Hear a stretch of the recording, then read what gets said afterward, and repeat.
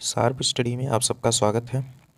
अगर आप लोग चैनल को सब्सक्राइब नहीं किए हैं तो सबसे पहले चैनल को सब्सक्राइब कर लीजिए और चैनल के डिस्क्रिप्शन में टेलीग्राम का लिंक होगा, वहाँ से टेलीग्राम ग्रुप को ज्वाइन कर लीजिए। जो भी पीडीएफ होंगे, नोट्स होंगे, वो वहाँ से आप लोगों तक प्रोवाइड किए जाएंगे। तो चलिए यूपी टेट की प्रैक्टिस में आगे के क्वेश्चन हम देख लेते हैं।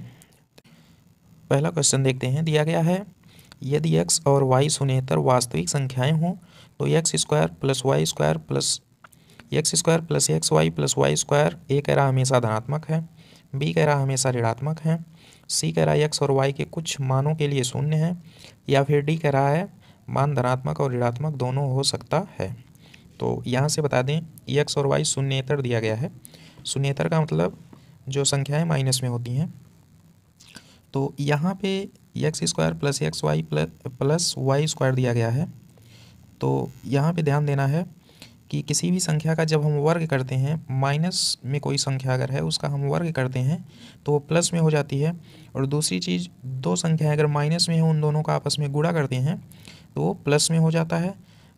यहाँ पे एक्स स्क्वायर दिया गया है। एक्स स्क्वायर का मतलब एक्स के स्थान पे कोई भी माइनस में संख्या होगी तो वो हमेशा प्लस में हो जाएंगी। और वाई स्क्वायर दिया गया है लास्ट में। वाई स्क्वायर का मतलब वाई के स्थान पे भी अगर कोई माइनस में संख्या है तो वो भी प्लस हो जाएगी।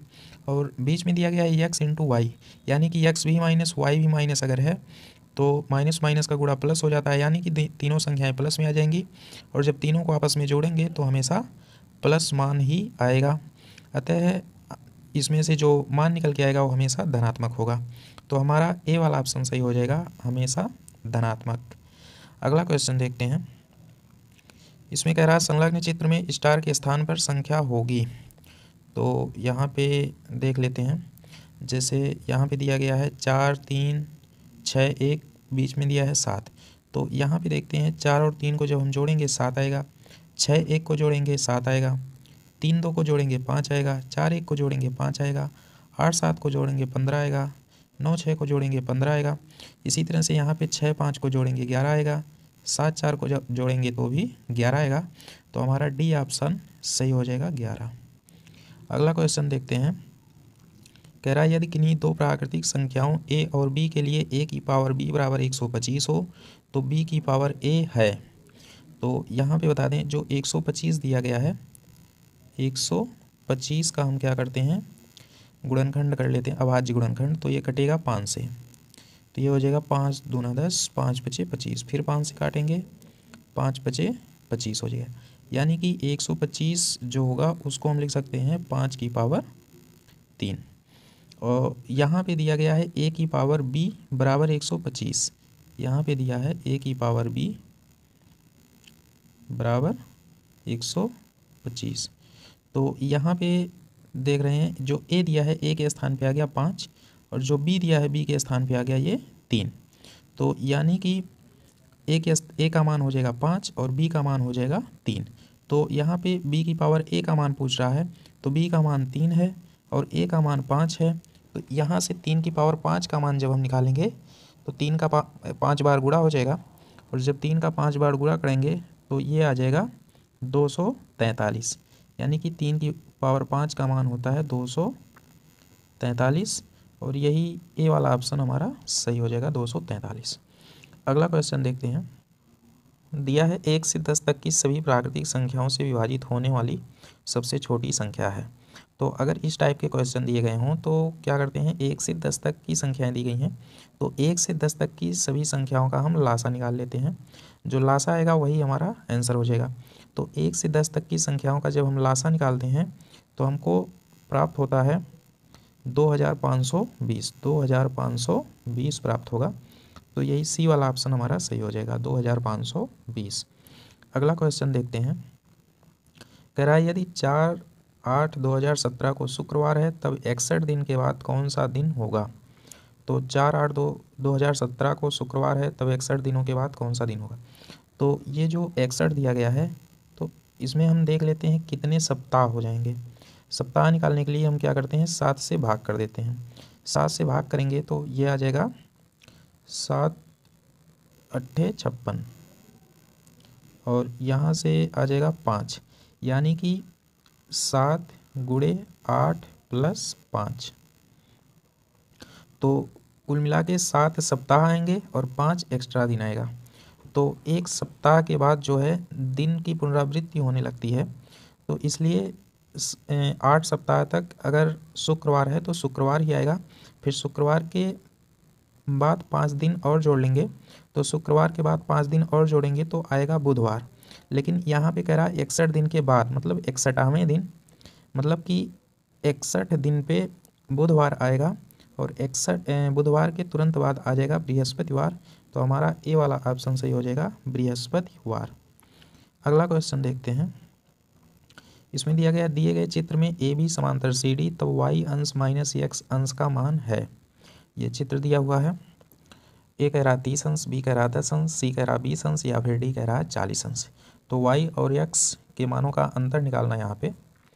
तो यहाँ पे सबसे पहले हम बता दें कि अगर कोई दो रेखाएं समांतर हैं, उनको कोई तिर्यक रेखा काटती है, तो ये यहाँ से ये वाला कोण और इसका ये वाला कोण, ये जो दोनों कोण होते हैं इसको हम बोलते हैं एकांतर कोण, और इनका मान जो है हमेशा बराबर होता है।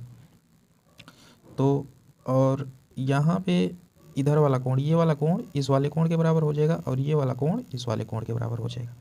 और यहाँ से एक चीज़ और समझ लेते हैं, अगर कोई सीधी रेखा है तो इस पर 180 अंश का कोण बनता है, और इस रेखा पे अगर कोई एक रेखा और यहाँ से खींच दें तो ये रेखा इसमें दो कोणों को आपस में बांट देती है, तो इन दोनों कोणों का योग भी 180 अंश हो जाएगा।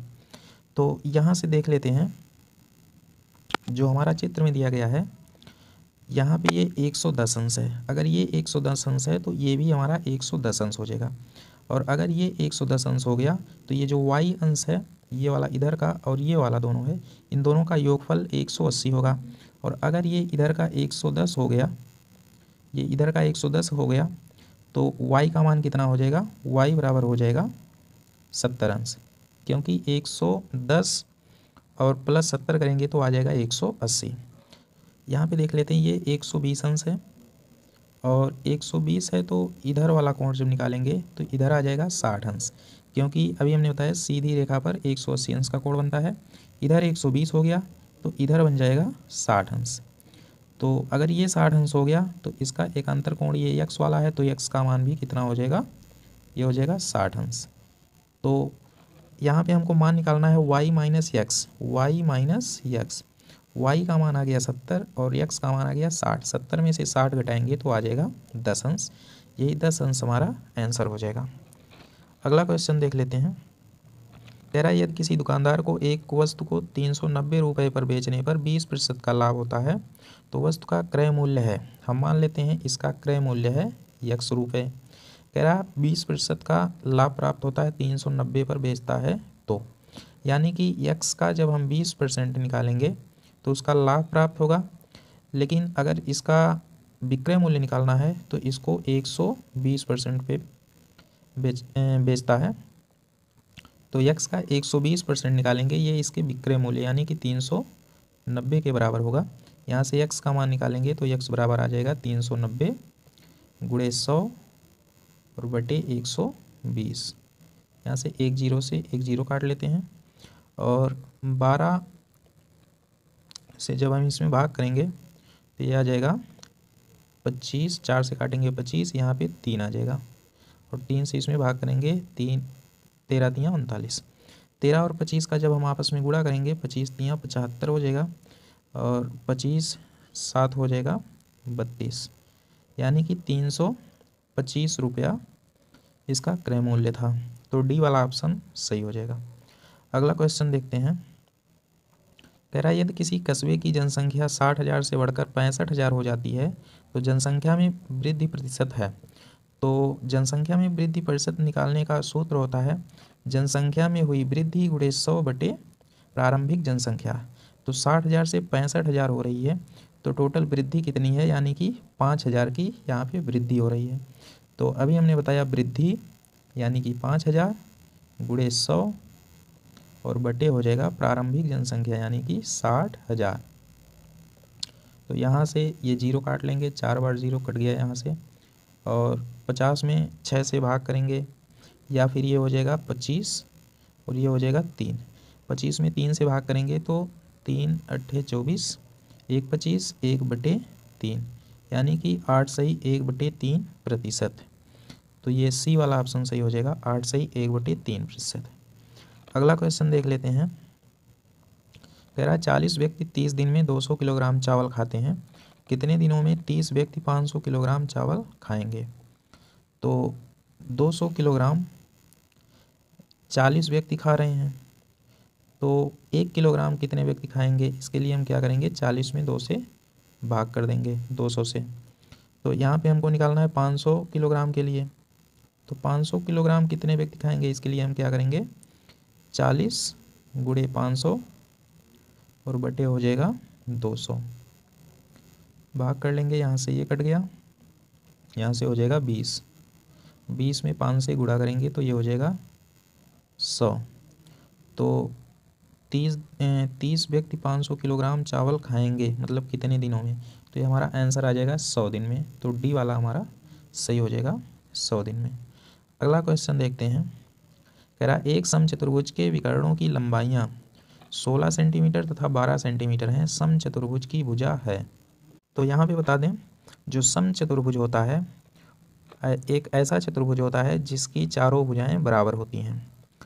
तो यहाँ से देख लेते हैं, ये कुछ इस तरह से समचतुर्भुज होता है और इसकी चारों भुजाएं बराबर होती हैं। अगर ये ए है तो ये भी ए होगा, ये भी ए होगा और ये भी ए होगा।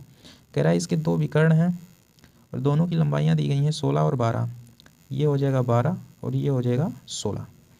तो कह रहा है कि समचतुर्भुज की भुजा क्या होगी। तो भुजा निकालने का एक सूत्र होता है, भुजा का वर्ग, यानी कि भुजा को हमने ए माना है तो ए का वर्ग बराबर हो जाएगा पहले विकर्ण के बटे 2 और इसका वर्ग प्लस दूसरा विकर्ण यानी कि 12/2 का वर्ग। यहाँ से इसको सॉल्व कर लेंगे और जो आएगा वही हमारा आंसर होगा। तो 16 में 2 से भाग करेंगे 8 आएगा और 12 में 2 से भाग करेंगे 6 आएगा। 8 का वर्ग होता है 64 और प्लस 6 का वर्ग होता है 36। 64 में 36 जोड़ेंगे तो आ जाएगा 100। यहाँ से ए स्क्वायर का मान 100 आ गया, तो ए का मान क्या होगा, 100 का वर्गमूल करेंगे और 100 का वर्गमूल होता है 10। तो यहाँ से जो आंसर आएगा वो आएगा 10 सेंटीमीटर। तो आज के लिए बस इतना ही रहने देते हैं। अगर वीडियो पसंद आई हो तो लाइक